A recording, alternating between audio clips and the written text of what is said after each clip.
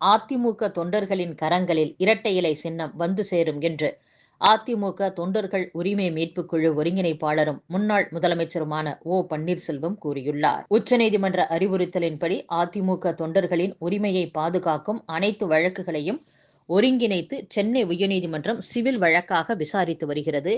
ஈரோடு கிழக்கு சட்டசபை தொகுதி இடைத்தேர்தலில் தற்காலிகமாகத்தான் இரட்டை இலை சின்னம் ஒதுக்கப்பட்டது.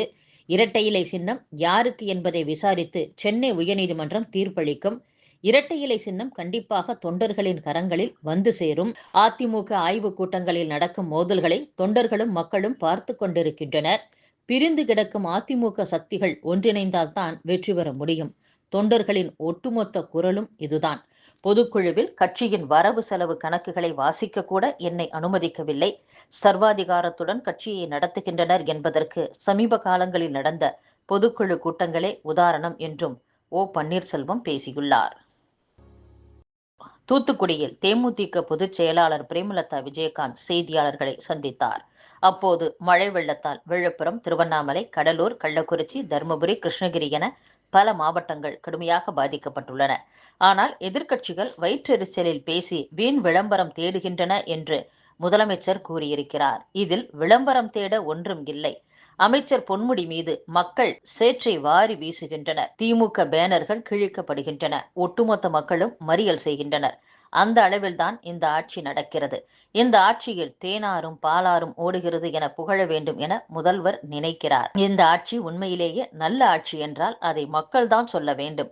இயற்கை சீற்றத்தை யாராலும் தடுக்க முடியாது. ஆனால் முன்கூட்டியே சரியாக திட்டமிட்டு தொலைநோக்கு திட்டங்களை தீட்டி இருந்தால் பாதிப்பு இந்த அளவுக்கு இருந்திருக்காது. மழை வெள்ளத்தால் பாதிக்கப்பட்டவர்களுக்கு அரசு அறிவித்துள்ள 2000 ரூபாய் நிவாரணம் ஒரு நாள் செலவுக்கு கூட போதாது. மக்கள் சிறுக சிறுக சேர்த்த அத்தனை பொருட்களையும் இழந்துள்ளனர். உயிரை தவிர அவர்களிடம் வேறு எதுவும் இல்லை. ஓட்டுக்கு கொடுத்தது போல 2000 ரூபாய் கொடுத்தால் தாங்கள் பட்ட கஷ்டங்களை எல்லாம் மக்கள் மறந்து விடுவர் என அரசு நினைக்கிறது. பாதிக்கப்பட்ட மாவட்டங்களில் குடும்ப அட்டைதாரருக்கு 10,000 ரூபாய் அரசு வழங்க வேண்டும்.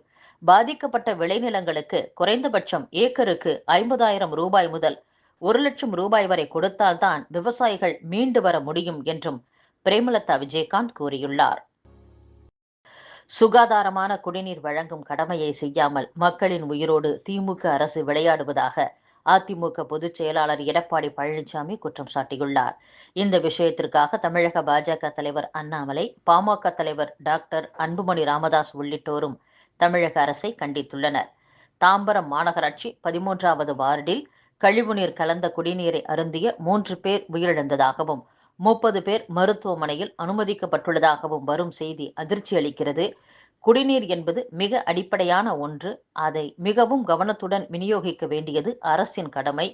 புயல் கரையை கடந்ததும் குடிநீர், கழிவுநீர் குழாய்கள் இடையே எவ்வித கலப்பும் இன்றி முறையாக குடிநீர் வழங்கப்பட்டு வருகிறதா என்பதை அரசு உறுதி செய்திருக்க வேண்டும் என்றும் எதிர்க்கட்சித் தலைவர் எடப்பாடி பழனிசாமி கூறியுள்ளார்.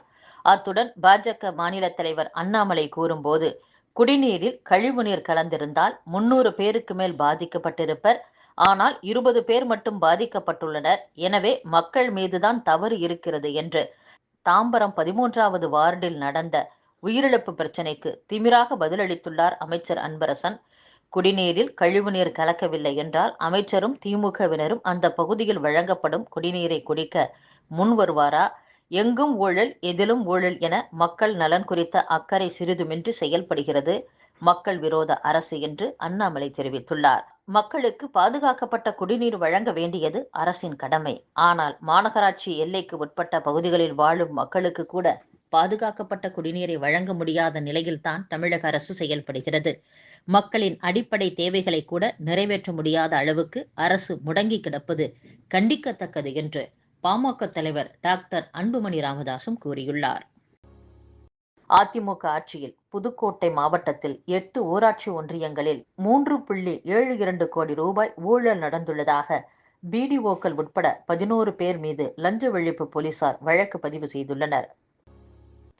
வடகிழக்கு மாநிலமான அஸ்ஸாமில் ஹோட்டல்கள் மற்றும் பொது இடங்களில் உள்ள சிறிய உணவகங்களில் மாட்டிறைச்சி விற்க அம்மாநில அரசு விதித்துள்ள தடைக்கு எதிர்க்கட்சியினர் கடும் எதிர்ப்பு தெரிவித்து வருகின்றனர். சபரிமலையில் ரயில் பாதை திட்டத்தை அமல்படுத்துவது தொடர்பாக டிசம்பர் 17ஆம் தேதி 3 மாவட்ட ஆட்சியர்களின் ஆலோசனைக் கூட்டத்தை கேரள முதலமைச்சர் பினராயி விஜயன் கூட்டியுள்ளார். இளநிலை மற்றும் முதுநிலை பட்டப்படிப்புகளில் முந்தைய பாடப்பிரிவு அல்லாமல் எந்த பாடப்பிரிவையும் மாணவர்கள் தேர்ந்தெடுத்து படிக்கலாம் என்று யுஜிசி விதிமுறையில் மாற்றம் செய்யப்பட்டுள்ளது. புதிய சட்டங்கள் மற்றும் மசோதாக்களுக்கு முழுமையாக ஹிந்தியில் பெயர் வைக்கப்படுவதற்கு ராஜ்யசபாவில் எதிர்க்கட்சிகள் எதிர்ப்பு தெரிவித்தன. ஹிந்தி திணிப்பு என்ற அவர்களுடைய வாதத்தை மறுத்துள்ள பாஜக, காலனி ஆதிக்க மனநிலையிலிருந்து இன்னும் விடுபடவில்லை என்று கூறியுள்ளது.